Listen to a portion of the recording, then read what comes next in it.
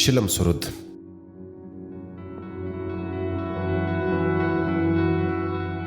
تر کېږدۍ پورې د وینو وږم راغی، اشکاني سپاره پراته د غره لمن کې له زخمي اسونو لاره ورکه سوې. بې سپرو هره خوا ځغلې په ډاډ وهم، زرینې سترګې کړې پټې غوږ یې ونیو. چرته لرې تر غوږ د سیند څپې سوې، د هرمند د شرهار اواز یې واورېد. د لومړۍ ګزار لپاره هرمند خوښ دی، لکه سیند چې منندوی وي له ساکانو. د پلانو اندېښنه لا پر خپل ځای ده. ملکې ژر سترګې پرانیستې افق ته، مخامخ دی را روان لکه د غرونو سل پلان په زغرو پوش په غورځنګونو. را روان دي چې ساکي لښکر چې کړ کړي، تر ګونډو لاندې سرتیرې بلندوی کړي، او بیا ورسي د هرمند د بند په لوري. زړونه یخ د دغه بند په ورانېدو کړي.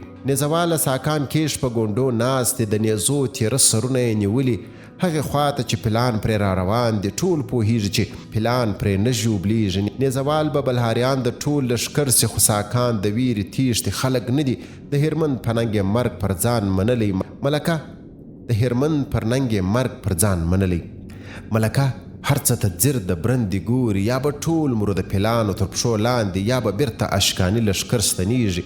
یو ناڅاپه ملکي سالار نارې کړې، هلته ګوري له جنوبه څوک را درومي. د زرینې زړګۍ توند په دربېدو سو، یو ناڅاپه له خپل ځایه سوه ولاړه.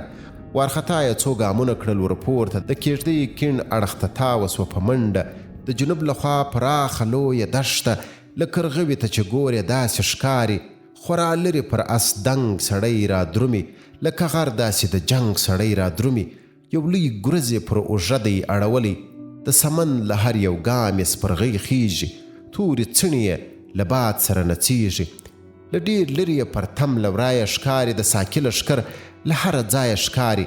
پر پراخه دښته داسې را روان دی لکه غشی وي روان د باد په څڼو، لکه تیزه بیړۍ هسکه پر څپو وي، لکه توند شاهین چې الوځي اسمان کې. په نڅایه د سمند اوږده یالونه، د ګربت بڼه یې هسکه په جوغه ده. مخامخ دی را روان د لښکر خواته، اوس یې غږ راځي له ورایه د تراټونو. په هوا کې د ګرز هیبت خورېږي، څه پرتم لري دا سپور زلمی چې ښکاري. عجیبه ویره په زړونو کې پرې باسي.